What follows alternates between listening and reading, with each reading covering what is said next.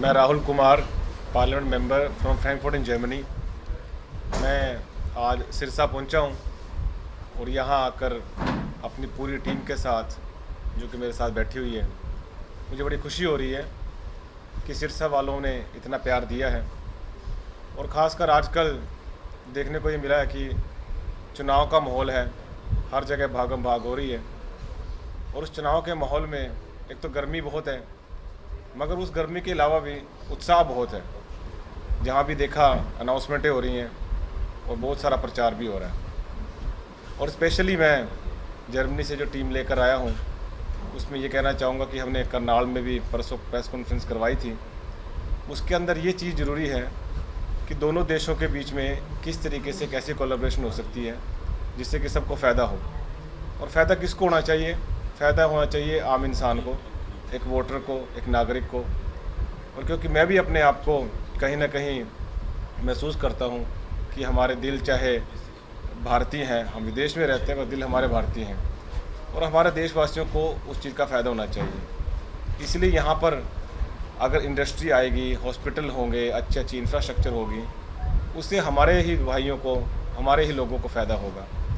इसीलिए मैं अपने साथ मिस्टर तिवारी जी को साथ लेकर आया हूँ, जो कि वहाँ पर फ्रैंकफर्ट में इनका बहुत बड़ा होटल का बिज़नेस है। और उसके साथ ही साथ एक पॉलिटिशियन भी हैं, डिप्टी चेयरमैन है फ्रैंकफर्ट फॉरेन काउंसिल के। तो इनके हाथ में बहुत पावर भी है कि ये हर चीज़ में इन्वेस्ट भी कर सकते हैं और उसको एक पॉलिटिकल रूट से करेक्ट भी कर सकते हैं। इन्होंने पंजाब में इन्वेस्ट किया है, वहाँ पर होटल बना रहे हैं। तो उस वक्त मुझे ख्याल आया कि क्यों ना हमारे हरियाणा के अंदर भी ऐसा काम किया जाए, क्योंकि यहाँ भी उतनी ही ज़रूरत है इंफ्रास्ट्रक्चर की जितनी कि पंजाब में है, जितनी कि और जगह पर है। और क्योंकि मैं हरियाणा से बहुत ही कनेक्टेड हूँ, तो मैं इनको यहाँ लेकर आया कि यहाँ आकर भी आप देखें कि किस तरीके से यहाँ माहौल है, क्या क्या स्थिति है और क्या क्या हम यहाँ प्रोजेक्ट कर सकते हैं।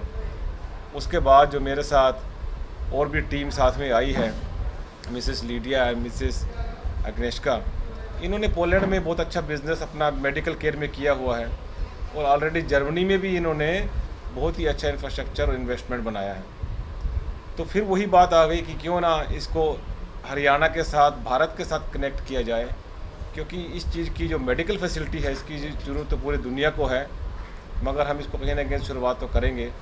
तो आने वाले कल में जो सिरसा के अंदर हो, वो चाहे करनाल के अंदर हो, यमुनानगर के अंदर हो, एक मेडिकल जो है हॉस्पिटल का, उसमें काम होना ज़रूरी है। तो उसमें हम पूरा पूरा योगदान देंगे और कोशिश ये रहेगी कि उसके अंदर जो एक गवर्नमेंटल मूवमेंट है, उसके अंदर गवर्नमेंटल कोलैबोरेशन है, वो ज़रूर हो, ताकि एक दूसरे देश के साथ एक बहुत अच्छा संपर्क हो जाए, जिससे कि दोनों देशों को लाभ हो। मैं बताना चाहूँगा कि 2016 से ही मैं हरियाणा के साथ जुड़ा हुआ हूँ। हर साल दौरे पे मैं अपने मुख्यमंत्री खट्टर साहब से मिलता रहता हूँ और उस दौरान यही बात होती थी किस तरीके से कि हम हरियाणा को और जर्मनी को, फ्रैंकफर्ट को, हरियाणा को किस तरीके से हम उसको कनेक्ट कर सकते हैं।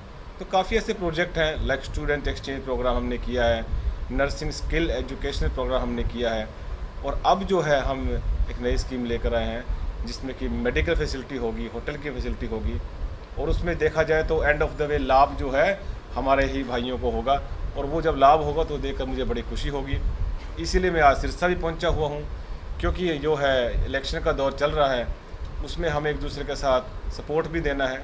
डॉक्टर अशोक तंवर के साथ मेरी गहरी मित्रता भी है और हमने ऑलरेडी जर्मनी में बैठकर भी इस चीज़ को डिस्कस किया है, जब वो 2 साल पहले मेरे पास आए थे, कि हम किस तरीके से यहाँ की टेक्नोलॉजी को भारत के अंदर, हरियाणा के अंदर, सिरसा के अंदर कैसे इम्प्लीमेंट कर सकते हैं।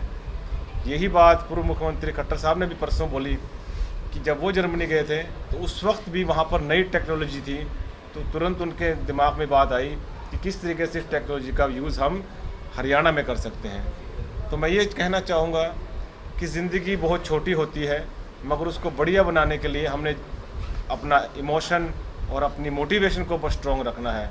मैं ज़्यादा देर वेट नहीं करना चाहता कि कब जाकर वो टेक्नोलॉजी यहाँ आए, बल्कि उसको छोटे वे में, एक डिप्लोमेटिक वे में जल्द से जल्द उसको यहाँ पर भी लाने के लिए मैं उत्सुक हूँ।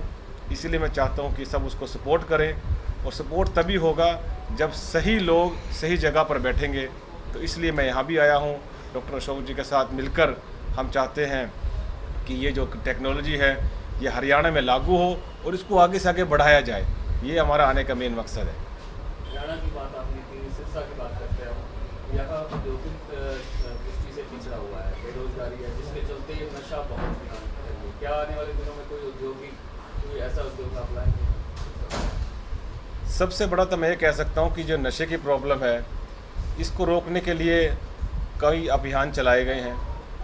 और देखा जाए अगर फ़ॉरेन की टेक्नोलॉजी के बारे में सोचें तो वहाँ हर जगह यूथ को किसी न किसी चैनल के थ्रू कनेक्ट किया जाता है। जब हमारे पास बेरोज़गारी होगी और कुछ काम करने को नहीं होगा तभी जाकर हमें ऐसी ऐसी चीज़ें याद आएंगी कि नशा कर लिया जाए या और भी उल्टे काम किए जाएं। अगर हम किसी न किसी चैनल में उनको कनेक्ट कर पाएँ यूथ को तो वो अपने आप को मोटिवेट फील करेंगे। तो मैं यही कहूँगा कि आजकल जो बड़े शहरों में चल रहा है, जैसे दिल्ली, गुड़गांव, हैदराबाद में चल रहा है कि जो स्टार्टअप्स हो रहे हैं उसमें यूथ को कनेक्ट करना चाहिए।